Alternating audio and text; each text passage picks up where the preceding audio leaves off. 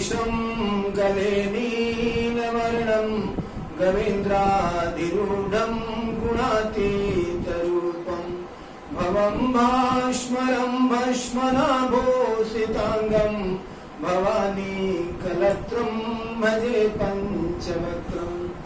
सर्वमंगलमांगल्ये शिवे सर्वार्थसाधिके शरण्ये त्र्यंबके गौरी नारायणी नमोस्तुते। ओम सुंदर गोपालं मुरुवनमालं नयन विशालं दुःखहरं वृंदावन चंद्रमानंद कंद परमानंद धरणीधरं वल्लभ घनश्यामं पूर्णकामं मत्तविरामं प्रीतिकरं भजनंद कुमारं सर्वसुखसारं तत्त्वविचारं ब्रह्मापरम्। ओम सच्चिदानंद रूपाय विश्वोत्पत्त्यादिहेतवे तापत्रय विनाशाय श्रीकृष्णाय वयं नमः। श्रीकृष्णाय वयं नमः। श्रीकृष्णाय वयं नमः। बोलिए आनंद कंद श्री वृंदावन बिहारी लाल की जय। श्रीमद् भागवत की जो यह कथा चल रही है, इसमें भगवान का जन्मोत्सव मनाया जा रहा है, नंदोत्सव मनाया जा रहा है। भाद्रपद के कृष्ण पक्ष की अष्टमी तिथि को भगवान का अवतरण हुआ है और नंद बाबा के यहाँ भिन्न भिन्न प्रकार की भिन्न भिन्न स्थिति में नंदोत्सव मनाया जा रहा है। जीव जब नंदोत्सव मनाता है, जीव के मन में जब जन्माष्टमी, नंदोत्सव, राम जन्मोत्सव, कृष्ण जन्मोत्सव, ये सब जब धार्मिक कृत्य करने का मन में आता है, परीक्षित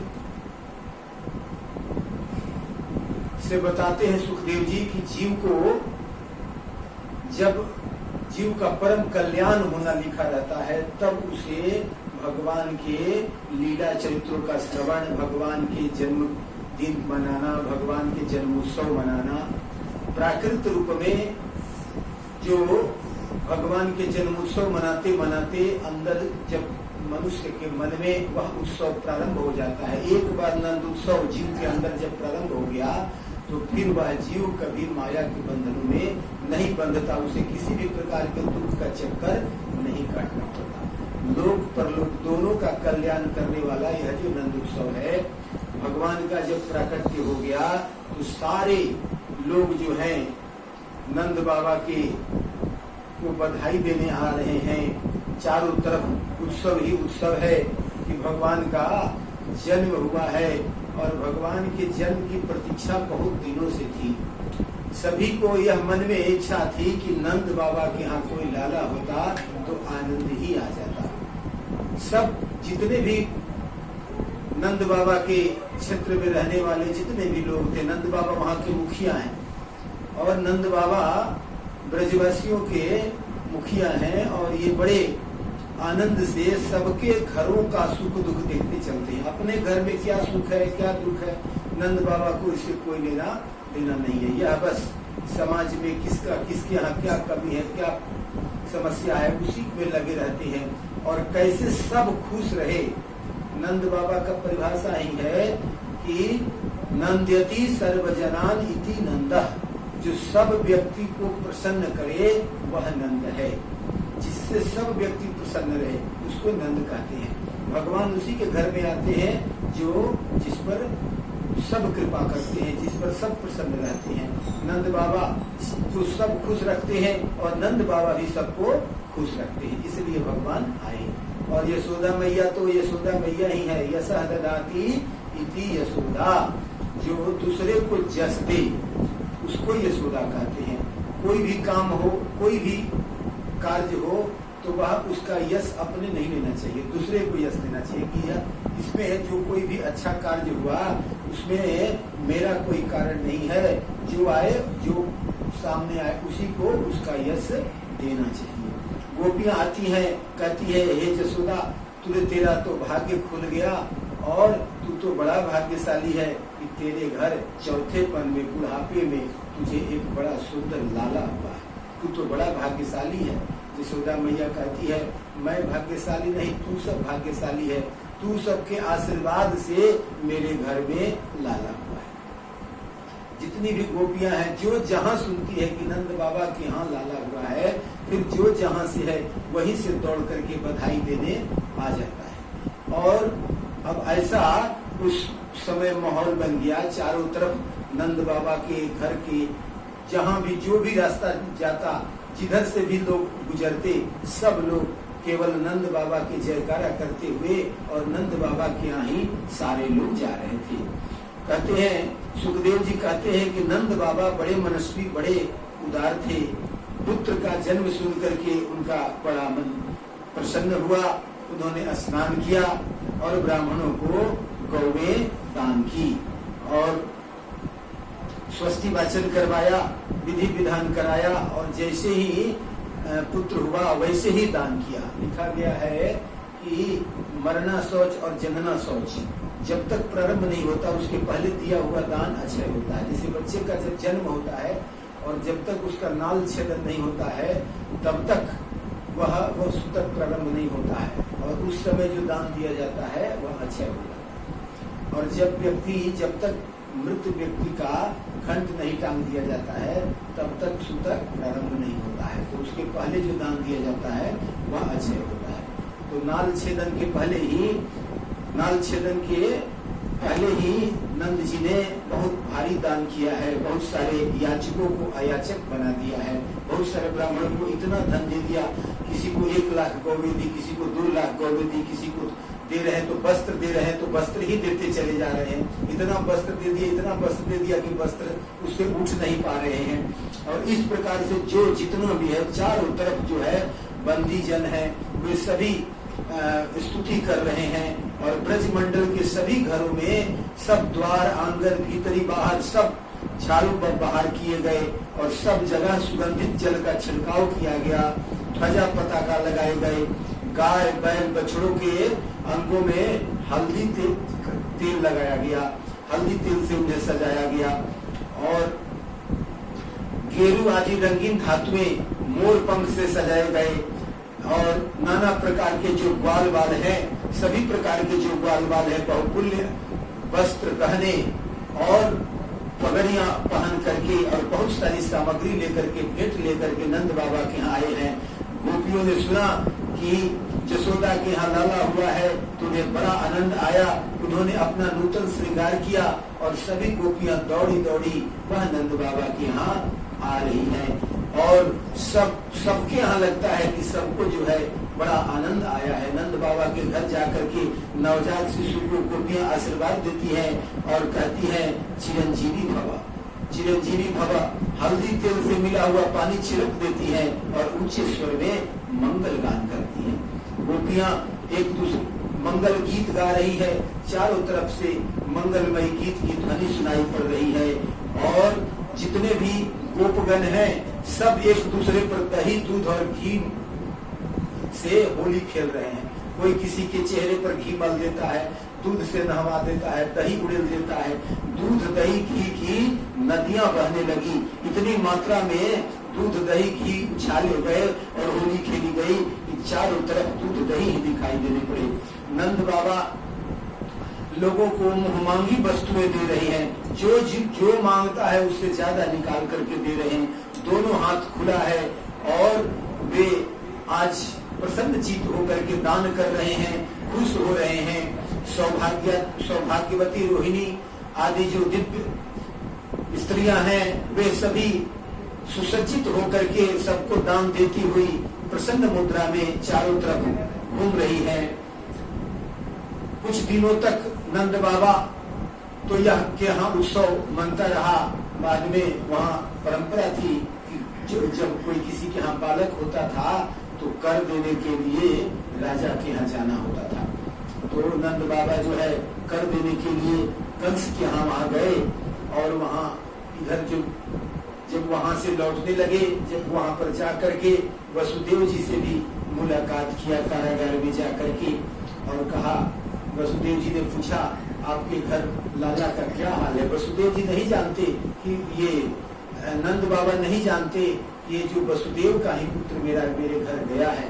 और उस उत्सव में जाकर वसुदेव जी से मिले। वसुदेव जी मित्र हैं।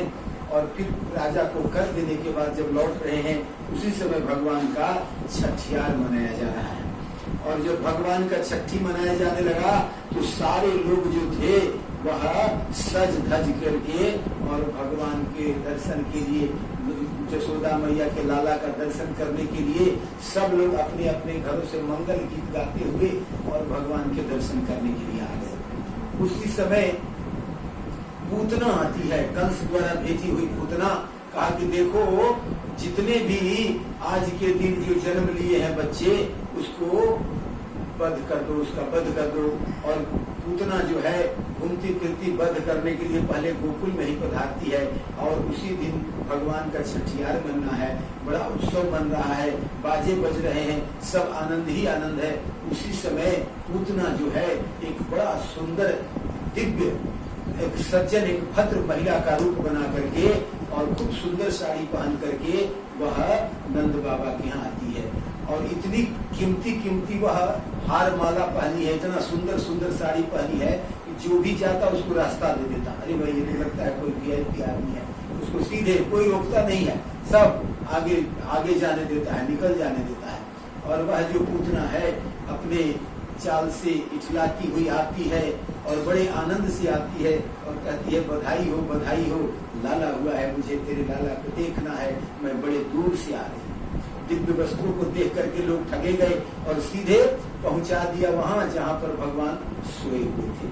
और भगवान को देख करके बड़ी प्रसन्न हुई कि अब तो आ गई, अब तो इसका वध करने में कोई परेशानी नहीं आएगा। पूतना ने क्या किया है कि अपने स्तनों में कालकूट विष लगा लिया है और वह दूध पिलाने के लिए भगवान को आई है। और भगवान ने जैसे ही देखा पूतना को वैसे ही आंखें बंद कर दी। अब विद्वानों ने इस पर बहुत बड़ा तर्क किया कि भगवान पूतना को देख करके आंख क्यों बंद कर लिए, डर गए क्या कि पूतना मारने आई है। और बहुत तरह के अलग अलग विद्वानों ने अपना अलग अलग मत किया। भगवान ने सोचा कि यह माता बनकर के मुझे दूध पिलाने आई है और यदि मैं इसका चेहरा देख लूंगा तो इसको मारूंगा कैसे, इसको मारना है, यह मातृ रूप में आई है और मातृ रूप में मैं इसका दर्शन कर लूंगा तो मारना कठिन हो जाएगा। इसलिए भगवान ने क्या किया, आंखें बंद कर दी। कुछ लोगों ने कहा ऐसी बात नहीं है।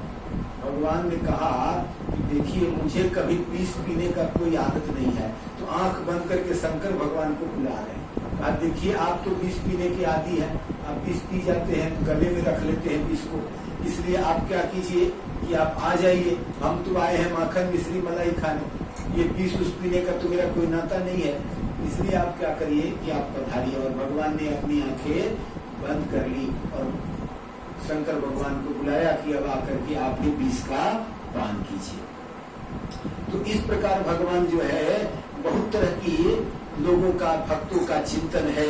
उसमें सब सोचते हैं कि भगवान किस प्रकार से, वो सोचते हैं कि पहले आए थे राक्षसों का वध करने और पहले ही वध के रूप में यह स्त्री आ गई और स्त्री को ही पहले मारना पड़ेगा। ऐसा सोच करके भगवान कुछ लजा गए और अपनी आंखें बंद कर दी।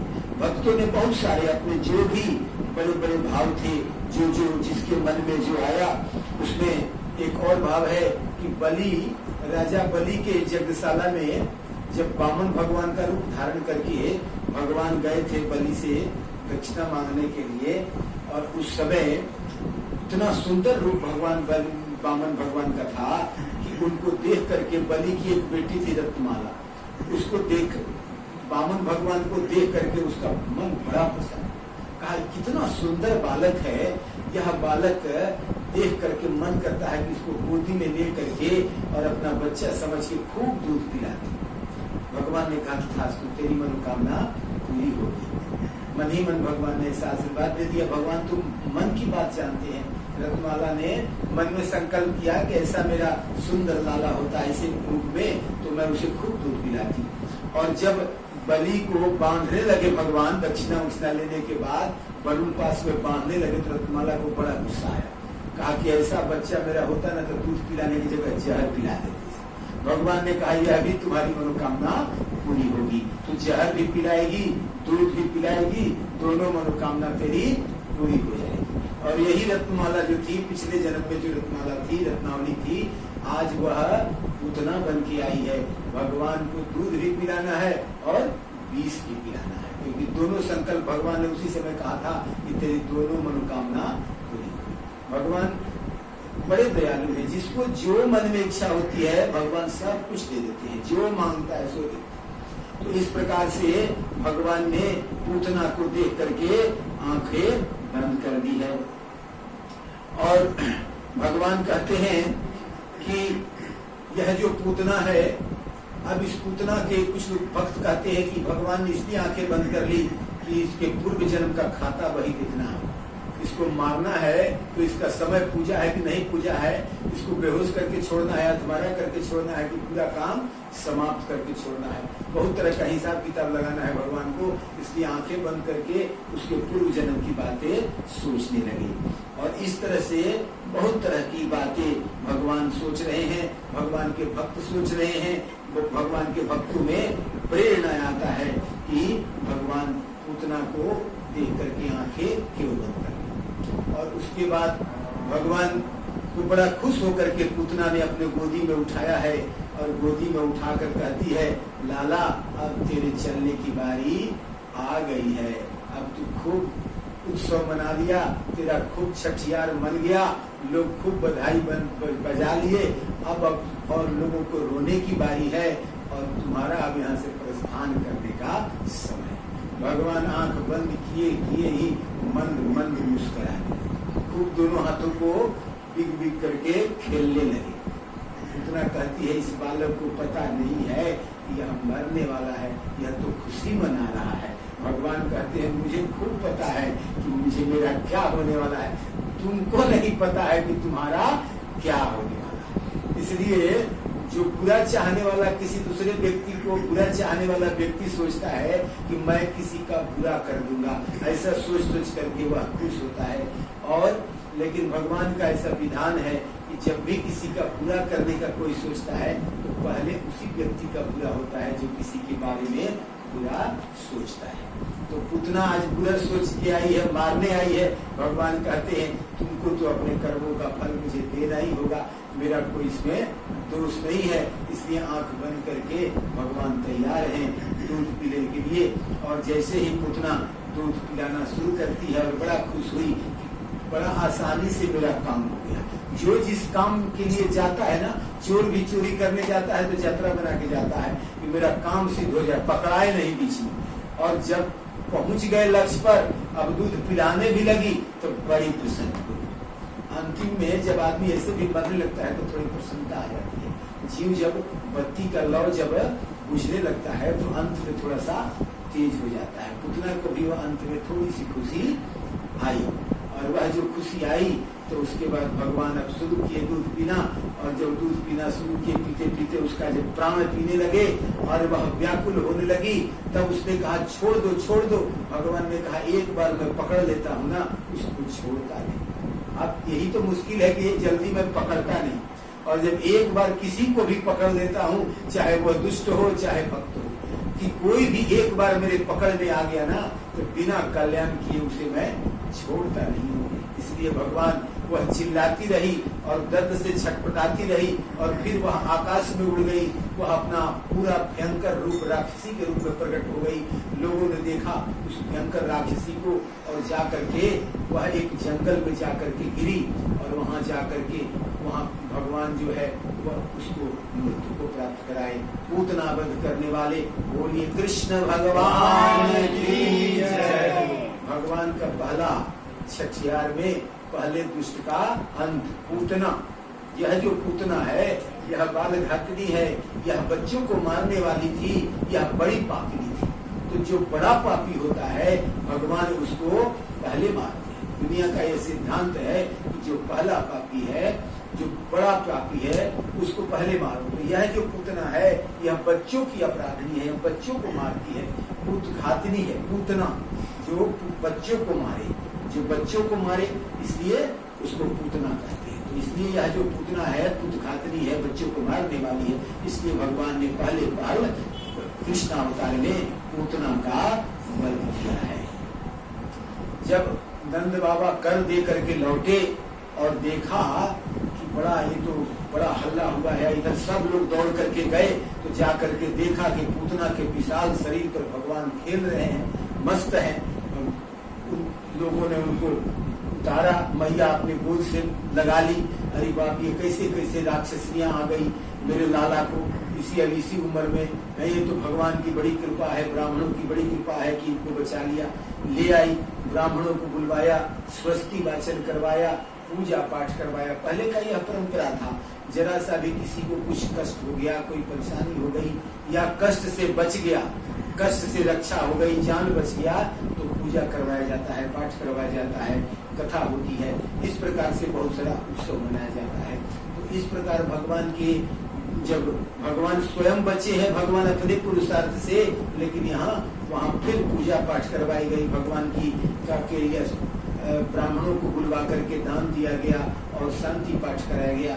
इस तरह से भगवान का छठियार में जो इस तरह का विघ्न आया वह विघ्न समाप्त हो गया और बड़ा ही आनंद पूर्वक जिसको जो मन में आया भगवान ने सबकी पूर्ति हुई है। नंद बाबा के माध्यम से सबको जिसके मन में जो इच्छा है, लेकिन वहाँ उस दिन कोई कुछ लेना नहीं चाहता।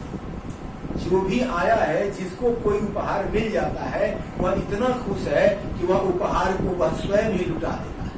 और इस तरह से हीरे मोती जवाहरात की गलियों में चारों तरफ छिटा गया और दूध दही घी केसर आदि का तो बाढ़ ही चल पड़ा। और इस प्रकार से नंदोत्सव मनाया जाता है। बहुत सारे महात्मा तो रोज नंदोत्सव मनाते हैं और रोज प्रातः उठते हैं और कहते हैं कि आज तो नंद उत्सव है, कृष्ण भगवान का जन्म होने वाला है और इसलिए चलो भगवान का जन्म कराते हैं। रोज भगवान के जन्म की कथा कहते हैं और भगवान को जिनका जन्म होता है भगवान को दिव्य दिव्य भोग लगाते हैं और भगवान को जो प्रिय भोग है सब भोग समर्पित करते हैं और उत्सव मनाते हैं, गीत गाते हैं और भगवान का भजन कीर्तन करते हैं। भक्तों को तो एक साधन होना चाहिए भगवान का नाम लेने के लिए। श्री कृष्ण गोविंद